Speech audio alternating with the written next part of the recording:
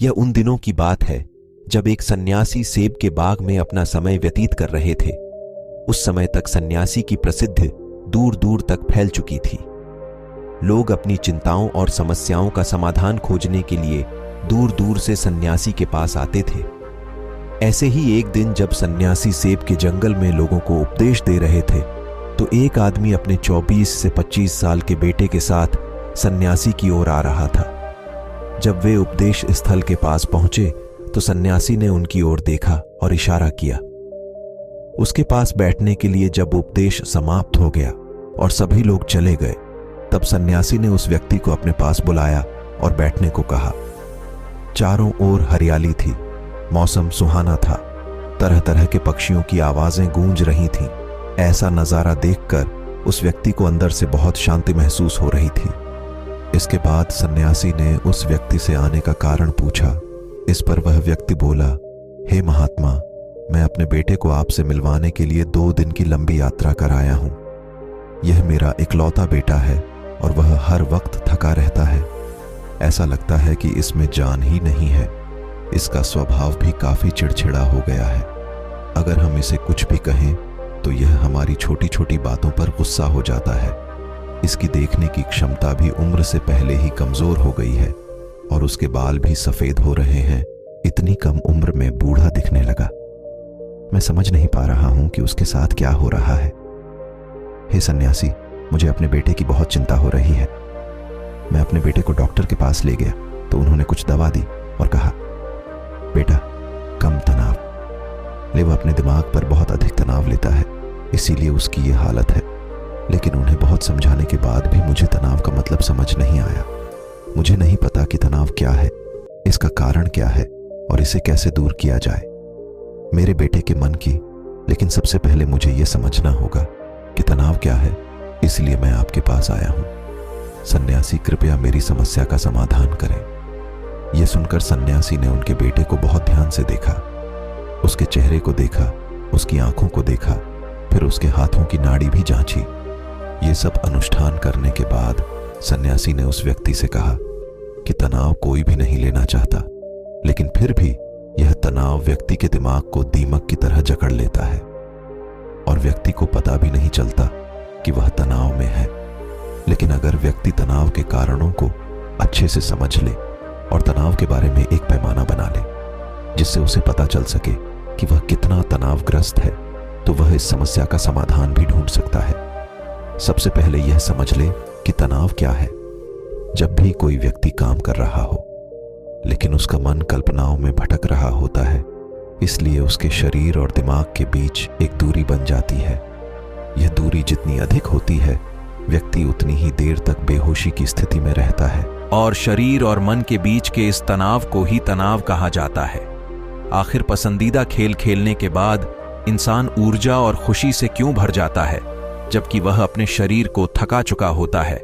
लेकिन समझने वाली बात यह है कि खेलते समय दिमाग और शरीर पूरी तरह से एक साथ खेल में केंद्रित होते हैं, जिससे शरीर और मन के बीच दूरी नहीं रहती और तनाव नहीं आता, और मन में कोई तनाव हो तो दूर हो जाता है। लेकिन इसके विपरीत जब हम कुछ ऐसा करते हैं जो हमें पसंद नहीं है, तो हमारा शरीर वह काम तो कर रहा है, लेकिन हमारा मन कहीं दूर कल्पनाओं में भटक रहा है, जिससे शरीर और दिमाग के बीच दूरी पैदा हो जाती है और तनाव पैदा हो जाता है। इसलिए ऐसा करना चाहिए, एक समय में केवल एक ही काम करना चाहिए और अपने शरीर और दिमाग की सारी शक्ति उसी एक काम में लगानी चाहिए, ताकि व्यक्ति के अंदर तनाव पैदा न हो। सबसे प्रमुख कारणों में से पहला है अति महत्वाकांक्षी होना। महत्वाकांक्षी होना अच्छी बात है, लेकिन क्या आपने कभी गौर किया है कि उस आदमी का एक लक्ष्य कभी पूरा नहीं होता? उसका एक लक्ष्य पूरा नहीं होता कि वह दूसरे की ओर भागने लगता है। अगर दूसरा पूरा हो जाता है तो फिर तीसरे को, और इस प्रकार वह गोल गोल घूमता रहता है अपने जीवन में अपने लक्ष्य को प्राप्त करने के लिए। इसीलिए जो व्यक्ति अधिक महत्वाकांक्षी होता है, जो बड़े लक्ष्य निर्धारित करता है, वह कभी भी वर्तमान में नहीं रह सकता। उसका दिमाग हमेशा भविष्य की योजना बनाने में व्यस्त रहता है। उसका शरीर वर्तमान में रहता है। उसका शरीर वर्तमान में रहता है लेकिन उसका दिमाग भविष्य में रहता है, जिससे इंसान के शरीर के बीच दूरियां पैदा हो जाती हैं और वह तनावपूर्ण जीवन जीने लगता है। सन्यासी के मुख से यह बात सुनकर लड़के ने सन्यासी से कहा कि इसका मतलब है कि हमें लक्ष्य नहीं बनाना चाहिए, क्योंकि लक्ष्य निर्धारित करना भी महत्वाकांक्षा है। इसी बहाने सन्यासी ने कहा कि जीवन में लक्ष्य रखना कोई गलत बात नहीं है, लेकिन समस्या तब उत्पन्न होती है जब हम अपना सारा ध्यान उस लक्ष्य को प्राप्त करने के परिणाम पर केंद्रित कर देते हैं। व्यक्ति को वर्तमान में जीना चाहिए, एक लक्ष्य निर्धारित करें और उस लक्ष्य को प्राप्त करने के लिए कड़ी मेहनत करते रहें। लेकिन साथ ही आपको यह भी ज्ञान होना चाहिए कि आप अभी भी वर्तमान में जी रहे हैं और वर्तमान सत्य है। सन्यासी ने आगे कहा कि ईर्ष्या तनाव का एक और बड़ा कारण है। जब कोई व्यक्ति ईर्ष्या से भर जाता है तो उसका मन अंदर ही अंदर सड़ने लगता है। ईर्ष्या एक आंतरिक घाव है, यानी मन का घाव। इंसान के शरीर का घाव तो ठीक हो सकता है, लेकिन मन का घाव कभी नहीं भर सकता। इसलिए कभी भी दूसरों की उन्नति और खुशी से ईर्ष्या नहीं करनी चाहिए, क्योंकि ईर्ष्या तनाव का कारण बनती है। इसके बाद सन्यासी ने तनाव का अगला कारण बताया और कहा कि अरुचिकर काम भी मन में तनाव पैदा करता है। जो काम हमें करना पसंद नहीं है, उस काम में हमारा मन नहीं लग पाएगा। हमारा शरीर वहीं बैठ जाएगा, लेकिन हमारा मन कल्पना की उड़ान भरता है, जिससे शरीर और मन के बीच दूरी पैदा हो जाती है और व्यक्ति तनावग्रस्त हो जाता है। इसलिए व्यक्ति को हमेशा अपनी रुचि के अनुसार ही कार्य करना चाहिए।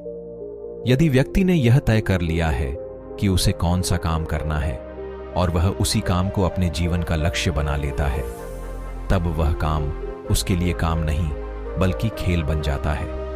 लेकिन दोस्तों, अपने जुनून को फॉलो करो, ये कहना कितना आसान है।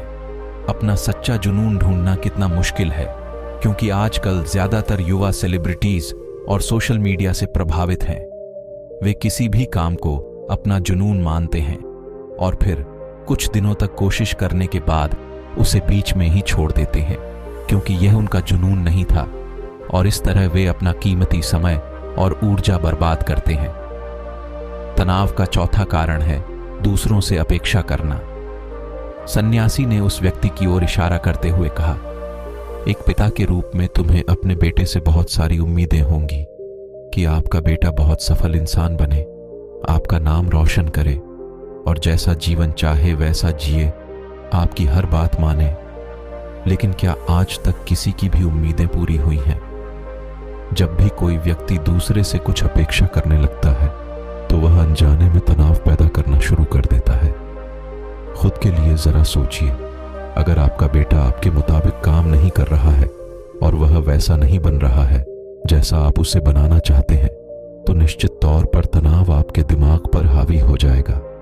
आप तनावपूर्ण जीवन जीने लगेंगे और इस तनाव में आप इस तरह व्यवहार और बातचीत करेंगे कि आपके अपने बेटे के साथ संबंध बद से बदतर होते चले जाएंगे। इसलिए व्यक्ति को दूसरों से अपनी क्षमता से कम उम्मीदें रखनी चाहिए, और अगर आप पूरी तरह से तनाव मुक्त रहना चाहते हैं तो दूसरों से उम्मीद करना बंद कर दें। इसके बाद सन्यासी ने कहा कि शारीरिक कष्ट भी मनुष्य के तनाव का एक कारण है।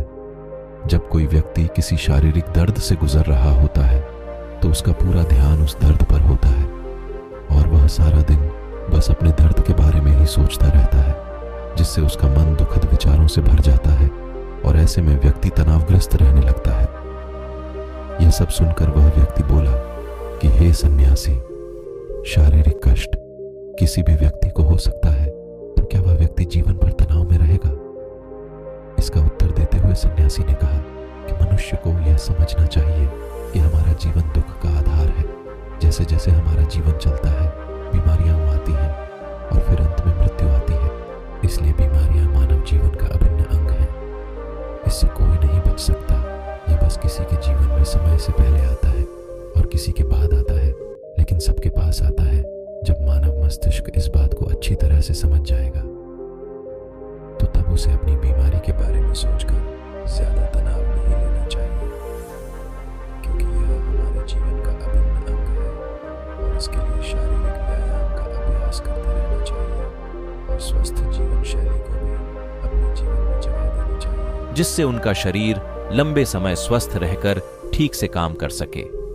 तनाव का अगला कारण है अपनी योजनाओं को समझने के लिए समय न देना। कुछ लोगों के मन में यह विचार घर कर जाता है कि वे बिना सोचे समझे उस पर काम शुरू कर देते हैं, और जब उन्हें उस काम में असफलता मिलती है तो वे तनाव से भर जाते हैं, क्योंकि उन्होंने उस काम को शुरू करने से पहले उस काम के बारे में पूरी जानकारी इकट्ठा नहीं की थी। किसी भी कार्य को शुरू करने से पहले व्यक्ति को उसके अच्छे और बुरे परिणाम के बारे में ठीक से विचार कर लेना चाहिए। व्यक्ति को यह भी अच्छे से सोचना चाहिए कि यदि यह योजना सफल नहीं हुई तो इसके बाद मैं क्या करूंगा। इसलिए व्यक्ति को अपनी योजनाओं को समझने के लिए पूरा समय देना चाहिए, ताकि बाद में वही योजना तनाव पैदा न कर दे। तनाव का 7वां सबसे बड़ा कारण टाल मटोल है, आज का काम कल पर डाल देना। आपने यह कहावत तो सुनी ही होगी कि आलस्य मनुष्य का सबसे बड़ा दुश्मन है।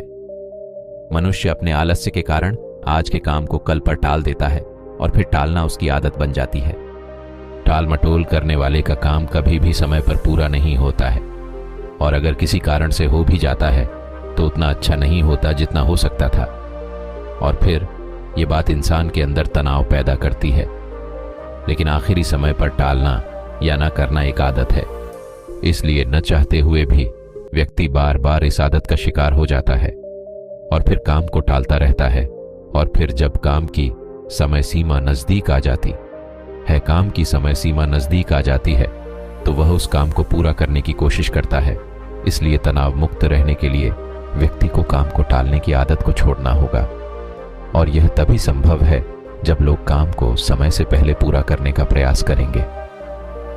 तनाव का आखिरी और सबसे बड़ा कारण है ज्यादा सोचना। लगातार सोचना भी एक बीमारी है, और यह उन लोगों में सबसे ज्यादा पाई जाती है जो कल्पनाएं करते हैं, जो अतीत की घटनाओं के बारे में सोचते रहते हैं और जो भविष्य के बारे में बेतहाशा अटकलें लगाते हैं।